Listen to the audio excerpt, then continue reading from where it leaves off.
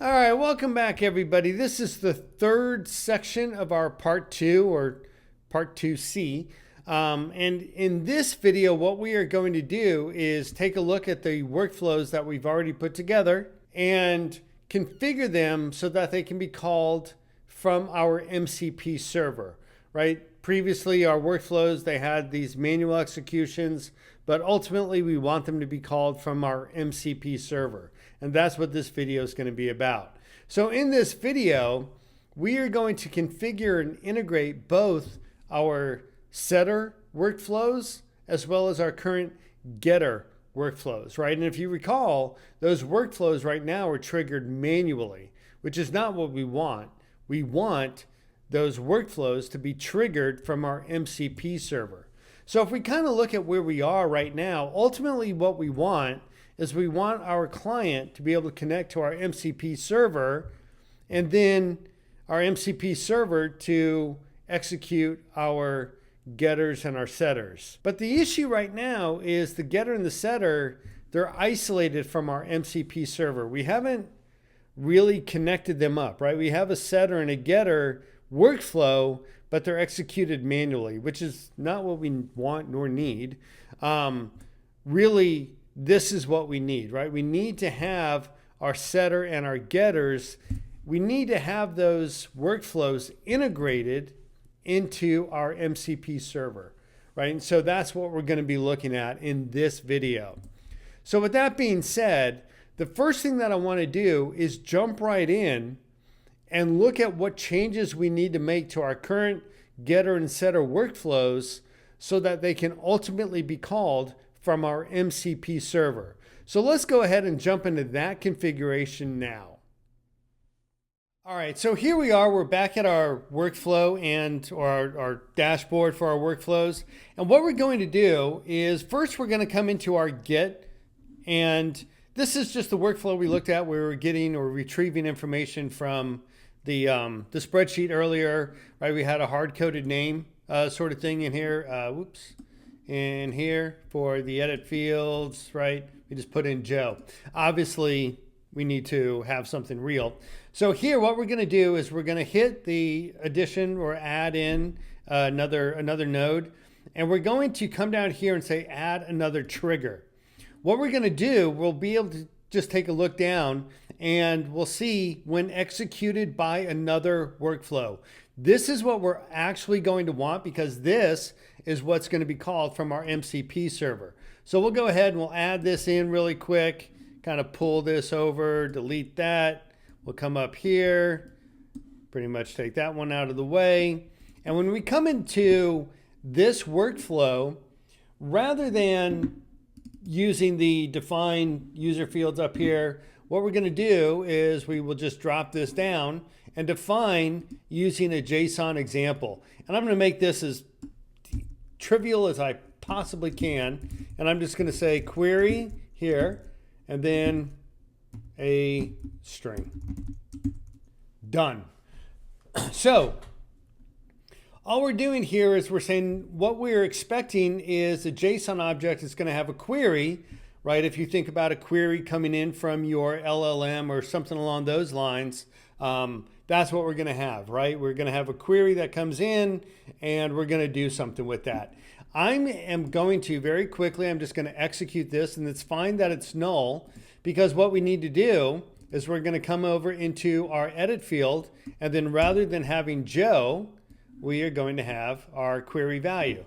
Now, obviously our query value at this point is going to be null, so it's a moot point, but we're definitely going to want to unpin all of our data, make certain that there's nothing pinned in here. There's not, nothing should be pinned in here, okay?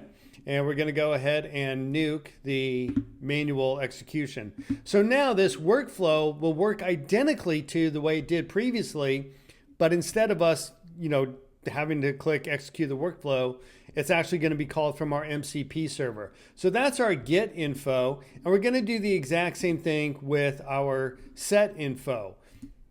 Again, we have a manual trigger here. We are going to come over, include another trigger when executed by another workflow. So we're going to go ahead and click on that.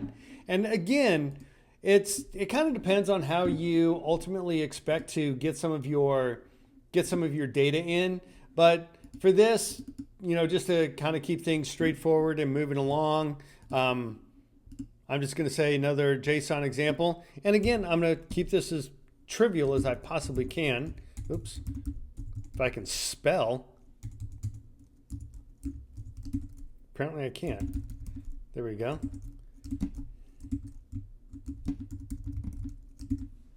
All right, again, as trivial as I can possibly make it. So we're going to come over once again. We're going to nuke these old connections. Come back. Bump. Boom. Now in here, we just, whoops, let me do one thing really quick. Come over here. I'm going to execute this so we just get the output from that. Come over here. I'm not going to have any pinned data. And instead of Joe, we're going to have the query string coming in. Make certain that everything else is good to go. Don't have any hard-coded values. Make sure we unpin everything. Come over into our conditional. If the name's not empty, that's going to be identical. And then here, bum, bum, bum, we got the name and the date. Everything's good to go.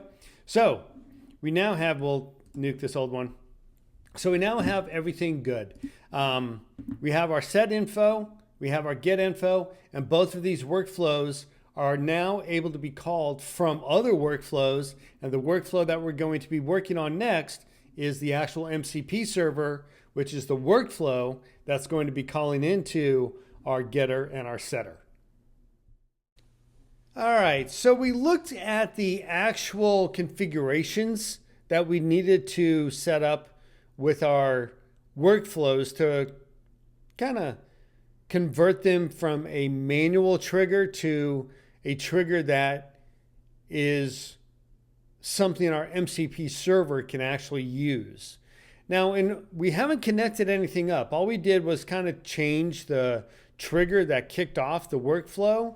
And so what we're going to do now is actually look at what is needed to integrate those workflows into our MCP server on N8N so that our N8N MCP server can call these workflows as it understands the request coming in, right? So somebody makes a request to set a name or get a name.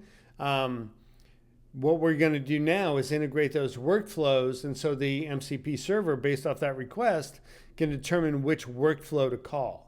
So it'll make more sense as we kind of walk through this. So let's go ahead and look at that actual integration now. All right, so now the moment we've all been waiting for, right? Big buildup. We have our MCP server, right? And so if we go back into just the dashboard, we can see that we have the YouTube MCP server, set info, get info, right? And when we look at the set info, it's exactly what we did in the, earlier in the video. And here, set info, get info, exact same thing, right? Now, inside of our MCP server, we need to add in the tools. Now, the tools that our MCP server are going to use are the nodes or the workflows that we've put together. MCP server is what gets called from the outside world and communicates and does all the voodoo of talking back and forth. The tools that it gets to use is where the MCP kind of decides, hey, should I call this tool or should I call that tool or whatever it may be. So that's what we're going to add in now. So when I go to add in a tool, I have a multitude of different options, right? I can call virtually anything. But because we already put those workflows together, what we're going to use is we are going to call an N8N workflow tool. And when we select that, you can see that we have a source as a database, which is what we're going to keep. And we have a from list. And this is the list of pretty much all our nodes that can be called from other workflows, or our workflows that can be called from other workflows.